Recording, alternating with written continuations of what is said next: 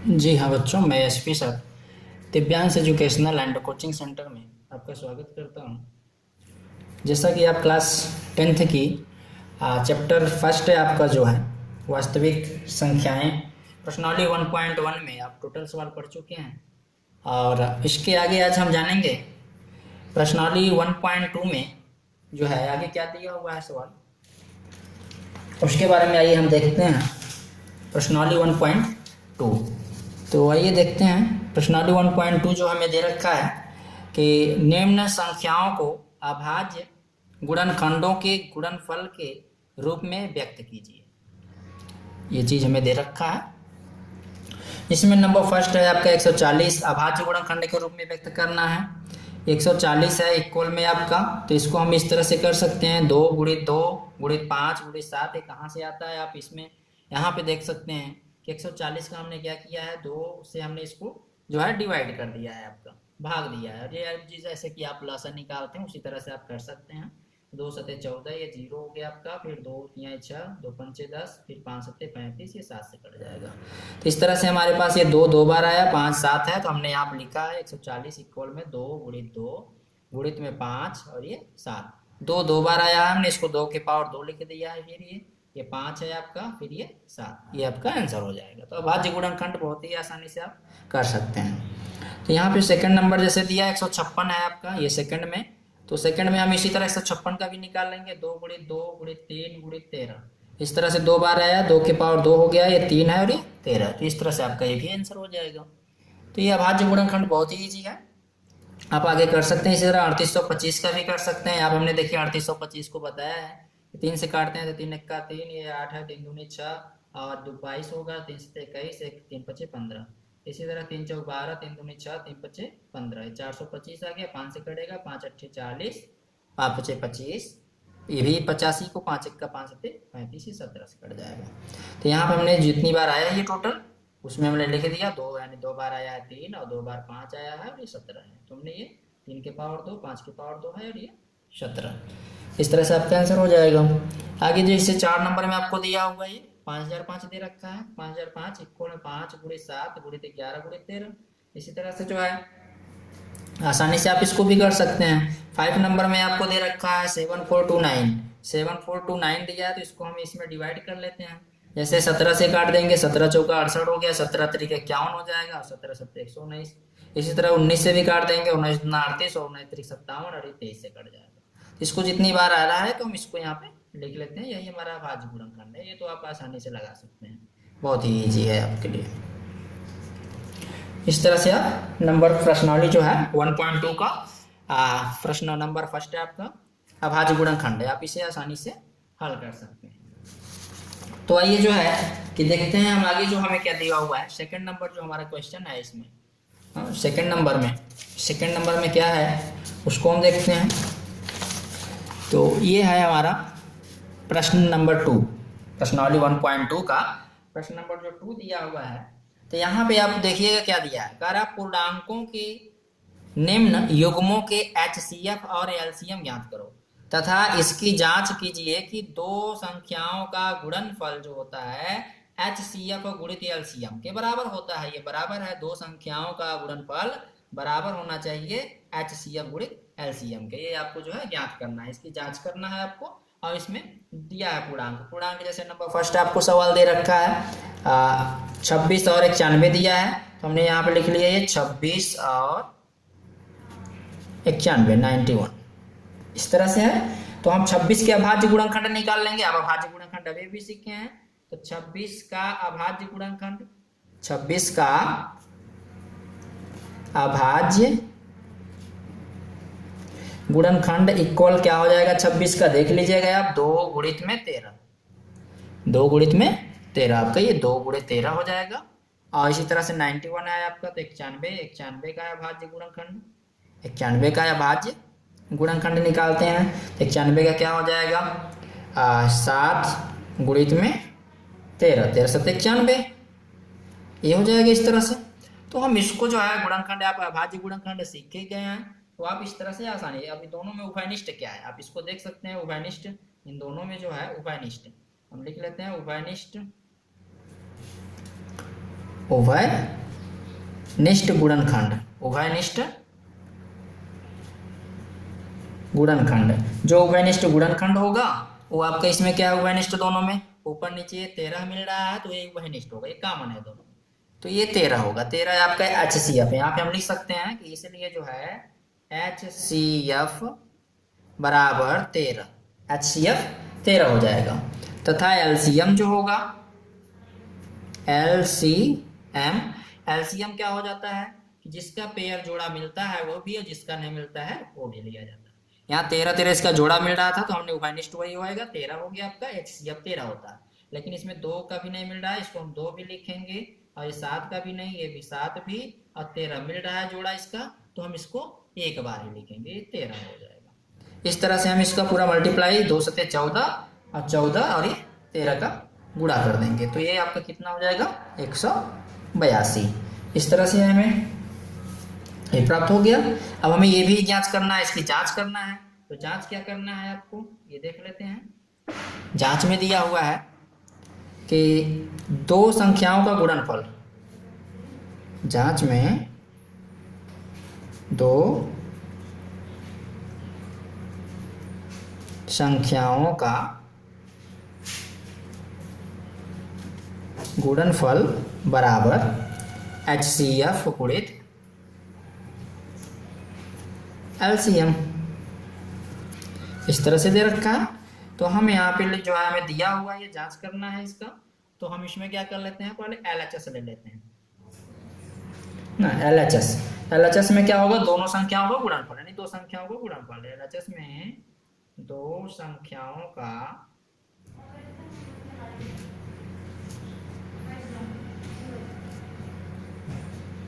गुणनफल, दो संख्याओं का गुणनफल बराबर, दो संख्याएं हमें कौन कौन सी दिया है, यहाँ पे 26 और 91 है। 26 और 91 ये दो संख्याएं हमें दिया है नंबर फर्स्ट में, जो 26 और 91 दिया है हमारे सवाल में। तो 26 और 91 हम यहाँ पे दोनों संख्या लिख लेंगे, 26 और गुणित में 91, इन दोनों का आप गुणा करिएगा, तो गुणा करने पर देखिएगा क्या आता है 26 और 91 का, तो 26 एक का 26 हो जाएगा, और ये 2366 आ जाएगा, यानी 236 है 2366। ये इस तरह से हमारा दो संख्याओं गुणनफल आ रहा है LHS में। ये LHS हमने लिया, ये RHS है। अब RHS हम लेते हैं, RHS में देखते हैं क्या होगा, HCF गुणित में LCM। तो HCF हमारे पास कितना है, 13 है, 13 गुणे 182, इसका भी हम गुणा कर लेते हैं, 13 दूना 26 हो जाएगा, इसका भी गुणा करने पर देख लेते हैं, तो ये भी आ रहा है 2366 आ रहा है। LHS हमारा है इतना आया, ये भी RHS भी, यानी कि हम लिख सकते हैं कि LHS बराबर है RHS, LHS बराबर RHS।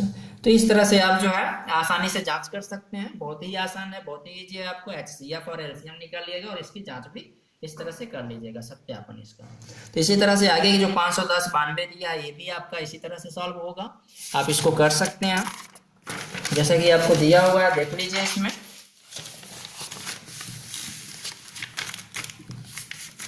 क्या दिया है आपको, जैसे सेकंड नंबर, इसका सेकंड नंबर दिया है 510, हाँ 510 और 92 दिया है 92।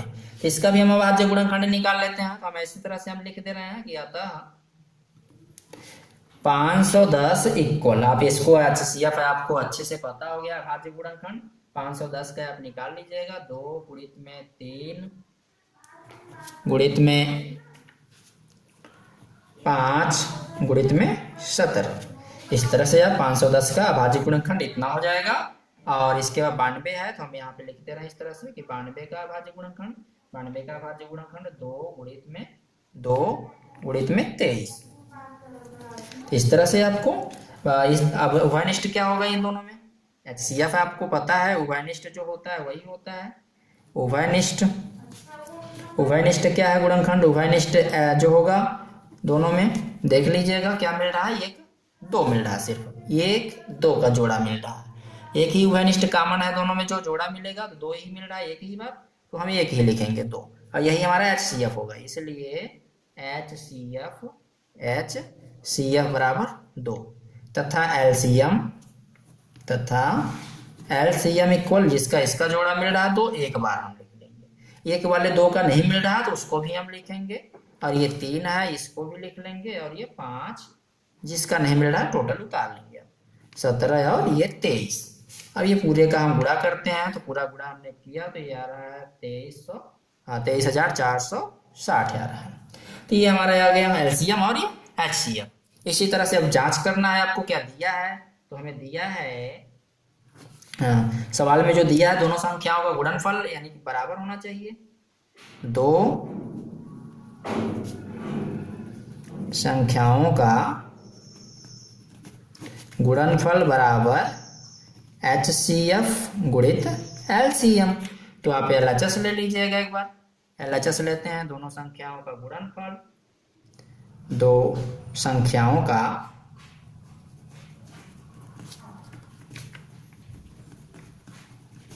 गुणनफल बराबर, दो संख्याओं का गुणनफल बराबर, दोनों संख्याओं गुणनफल अगर लिखते हैं, दो संख्याएं 510 और 92 दिया है, तो 510 और 92 का जो है हम मल्टीप्लाई कर देते हैं, गुणनफल है तो 510 और 92 का जब मल्टीप्लाई करते हैं तो आ रहा है 46,920। इस तरह से RHS भी हम लिख लेते हैं, RHS में क्या होगा HCF और मल्टीप्लाई LCM, तो HCF हमारे पास 2 आया है, यहाँ पे HCF देखेंगे ये 2 है, और LCM कितना आया है लास्ट में 23,460। इसमें हम 2 से मल्टीप्लाई कर देते हैं, 2 से मल्टीप्लाई करने पर हमारा भी ये सेम कंडीशन आ रहा है 46,920। तो यहाँ पे हम लिख सकते हैं कि अतः HCF जो है आपका यहाँ पे LHS और RHS बराबर है, तो हम लिख सकते हैं LHS बराबर RHS। इस तरह से आप जो है अभाज्य गुणनखंड विधि से HCF और LCM निकाल के उसका जांच कर सकते हैं। तो इसी तरह से आपको थर्ड नंबर जो दिया हुआ है हम बता दे रहे हैं, नोट कर दे रहे हैं क्वेश्चन, आप इसको सॉल्व करिएगा, बहुत ही आसानी से कर सकते हैं। 336 दिया है और 54, इसका आप जो है निकालिएगा, ठीक है। तो इसके आगे जो है थर्ड नंबर हम क्वेश्चन देखेंगे, और इसमें इसका जो है सेकंड नंबर का थर्ड आपको दिया जा रहा है, आप इसको सॉल्व करिएगा।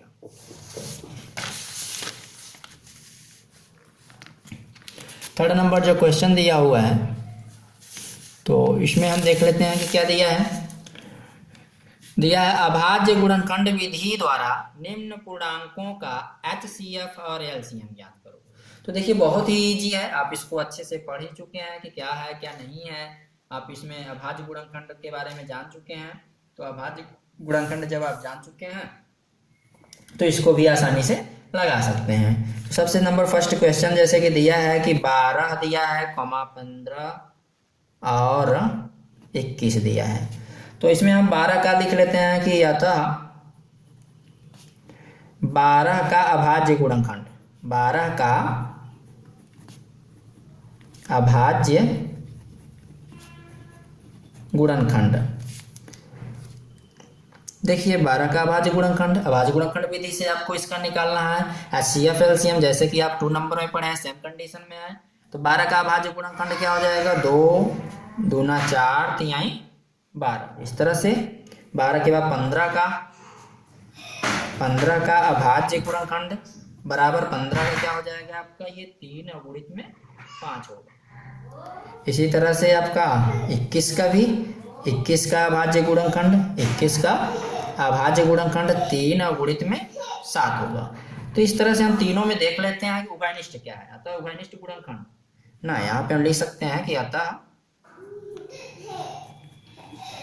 उभयनिष्ठ गुणनखंड, उभयनिष्ठ गुणनखंड तीनों में क्या मिल रहा है, 3 मिल रहा है, आगे पीछे कहीं भी रहे उससे कोई मतलब नहीं है, आपका मिलना चाहिए। इसमें 3 मिल रहा है, तो ये आपका 3 मिल रहा है उभयनिष्ठ, तो यही हमारा इसलिए HCF, इसलिए हम लिख सकते हैं कि HCF इक्वल में 3 होगा, तथा LCM इक्वल में, अब इसमें जिसका जोड़ा मिला है आपका वो भी, और जो नहीं मिला है उसको भी नोट करना है। यहाँ पे ये 2 और 2 है 2 बार, तो इसको भी हम लिखेंगे, 2 हो गया, और एक 3 बार है, ये 3 का जोड़ा मिल रहा है ये, तो एक बार ही रहेगा, ये 5 और ये 7, इसको हम पूरा गुणा कर लेते हैं। तो 2 दूनी 4, 3 12 पंचे 60 और 6 42, ये आपका हो जाएगा 420। तो इस तरह से आपको HCF और LCM, HCF आपका यहाँ पे और इतना LCM, ये भी आपका एक आंसर होगा HCF का और ये LCM का होगा। तो आप इस तरह से आसानी से लगा सकते हैं, जैसे कि हम आपको बता देते हैं। सेकंड नंबर पे इसका क्वेश्चन दिया हुआ है आपको 17, 23 और 29 दिया है। इसका HCF आपको देखिए कैसे निकालेंगे। इसका भी अभाज्य गुणनखंड सेम कंडीशन में लिखते हैं। जैसे कि दिया है कि 17, हम लिख दे रहे हैं यहाँ पे कि अतः 17 का अभाज्य गुणनखंड, अभाज्य